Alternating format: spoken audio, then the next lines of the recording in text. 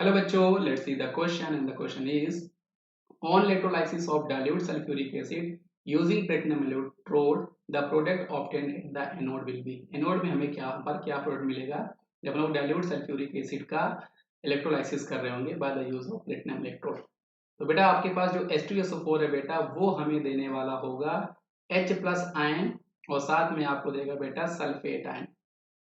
Same ऐसे बेटा हमारे पास यहाँ पर वाटर होगा और वाटर हमें देगा बेटा यहाँ पर आपको OH माइनस आयन और साथ में आपको दे रहा होगा बेटा H प्लस आयन, ये आपको मिल रहा होगा, है ना। अब हम इसकी आगे की कहानी को समझते हैं बेटा कि चलो जब हम इलेक्ट्रोलाइसिस करते हैं बेटा तो हम कैसे इलेक्ट्रोलाइसिस करते हैं। वहां पे हम लोग लेते हैं बेटा एनोड और हम लोग लेते हैं वहां पे कैथोड। क्या लेते हैं बेटा, एनोड और कैथोड। और यहाँ पर इन दोनों को एक ही कंपार्टमेंट में हम लोग रखते हैं और वहां पे हम लोग यूज कर रहे होते हैं इलेक्ट्रोलाइट। अब जैसे यहाँ पर हम लोग इलेक्ट्रोलाइट का यूज कर रहे हैं बेटा, यहाँ पर हम लोग यूज कर रहे हैं डाइल्यूट सल्फ्यूरिक एसिड।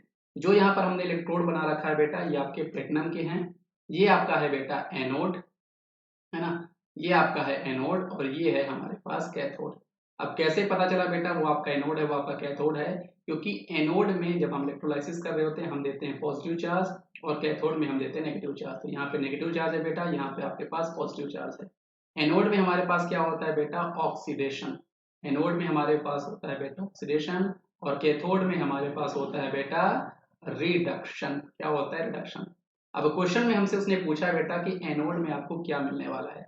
तो सबसे पहले बेटा आपको ये पता होना चाहिए कि एनोड में हमारे पास है negative charge, sorry positive charge, इसलिए एनोड की तरफ आपके मूव कौन कर रहे होंगे, एन आयन मूव करेंगे जिनके पास नेगेटिव चार्ज होगा। तो यहाँ पर या तो आपका सल्फेट आयन जाएगा या फिर वाटर हमारा जाके वहां पे ऑक्सीडाइज होगा, क्योंकि एनोड पे हमारे पास क्या होता है बेटा, एनोड पे आपका होता है ऑक्सीडेशन।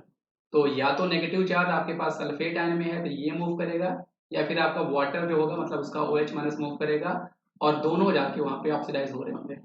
लेकिन यहाँ पर बेटा कोई एक ही जाके ऑक्सीडाइज होगा, ये हम लोग पता लगाते हैं प्रेफरेंशियल डिस्चार्ज थ्योरी से, या फिर हम कह सकते हैं जिसका ऑक्सीडेशन पोटेंशियल ज्यादा होगा वो जाके वहां पे ऑक्सीडाइज होगा।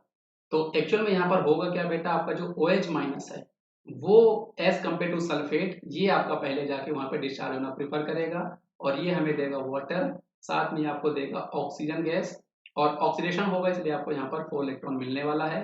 इसकी मैं आपको बैलेंसिंग कर देता हूँ, ये बैलेंस हो चुका है। मतलब होगा क्या, एनोड पे हमें मिलने वाली है बेटा O2। क्यों, क्योंकि as compared to sulphate ion जो आपका OH माइनस आयन है जो हमें वाटर से मिला है वो डिस्चार्ज होना प्रेफर करेगा। तो वो डिस्चार्ज होगा वहां पे जाके और ऑक्सीडाइज होकर हमें O2 गैस देगा। तो इसलिए इस क्वेश्चन का सही जवाब हमारे पास ऑप्शन नंबर बी है, हमें ऑक्सीजन मिलने वाला है। तो आई होप आपको ये कॉन्सेप्ट समझ में आया होगा बेटा। इसका सही जवाब हमारे पास ऑप्शन नंबर बी है। थैंक यू बच्चों।